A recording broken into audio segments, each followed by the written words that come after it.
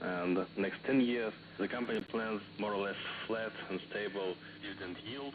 So Lukoil is not a dividend story. It's more like a growth story. So the company is more, I would say, positive on its development rather than on dividend payments like TNK-BP or Bashneft. So it's a normal case for the company, and we expect that it will be in the same direction in the next years.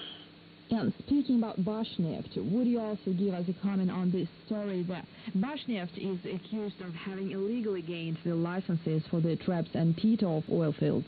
There's two actions. Information about the first of them we received on the previous week. It was started by some member of State Duma. Now we know about the second action that was started by a minority shareholder. Overall, we see that it's a doubt that it's just an occasion that both those actions took place in less than a week difference between them. However, what we think is that the fact that the Treps-Titov field is now owned by Bashneft is comfortable for government, comfortable for oil companies that are mainly agreed with the fact that their applications were cancelled during the auction. So as of now, we see it as an attempt of some third party to put Bashneft stocks under pressure. We don't know the reason or the fact what specific third party is standing behind this, but overall we do not expect any long-term effect on the company. We expect that this license will remain under Bashneft control. Just a reminder, our guest today is Alexander Kirillov, oil analyst at VTB Capital in Moscow, and we're discussing the latest corporate events in the Russian oil sector. Alexander, going more general, the Economics Ministry is proposing to hike the export duty on fuel oil to 90% as soon as May this year in order to help solve a burgeoning budget deficit. However, there is a view that the fee increase would wipe out refiners' margins, which could even lead to a collapse in Russia's refining industry. What is your opinion? Just to remind, previously Vladimir Putin announced his intention to see a 100% export duty on fuel oil starting from 2015, which means that oil companies, would have at least 3 years in order to upgrade their refineries and to be able to minimize fuel oil output. So when you have some time for your investment program, it's pretty much, I would say, positive reform for Russian oil industry.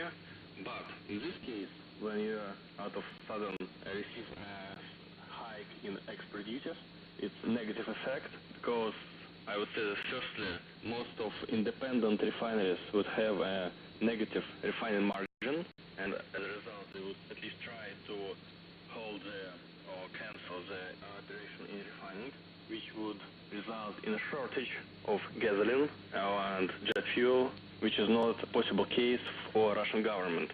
So I would say that this is just one of scenarios that are currently developed by Ministry of Economical Development, and we're pretty sure that this one wouldn't be implemented. So it's just one of the possible views of the government of how to minimize this budget difference between expenses and profits. Thank you very much for joining us today. That was Alexander Kirillov, oil analyst at VTB Capital in Moscow. This is the voice of Russia.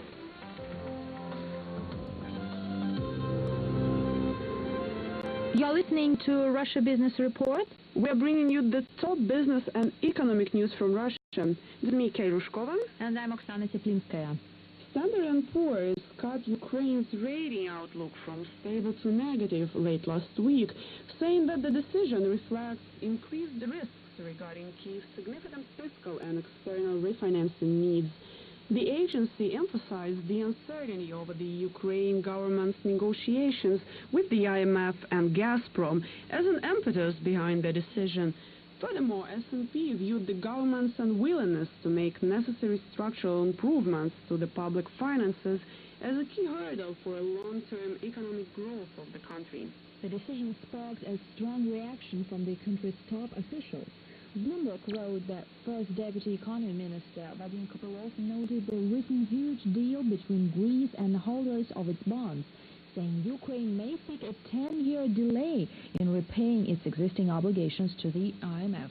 Kyiv received $16.4 billion from the fund in 2008 as a part of a rescue program. At present, the former Soviet Republic aims to secure a second $15.6 billion loan from the IMF, frozen last year after the country failed to fulfill the necessary conditions. Back then, the organization agreed to grant another financial tranche only if Kyiv raised household utility costs to balance the budget. Ukraine refused to hike tariffs, stating that it would hurt consumers and hamper economic growth of the country. The latest report by S&P shows that the agency holds its ground, insisting on tougher political decisions on austerity measures and higher utility costs to fight the Ukraine's debt. And let's pop over to the markets and do the numbers.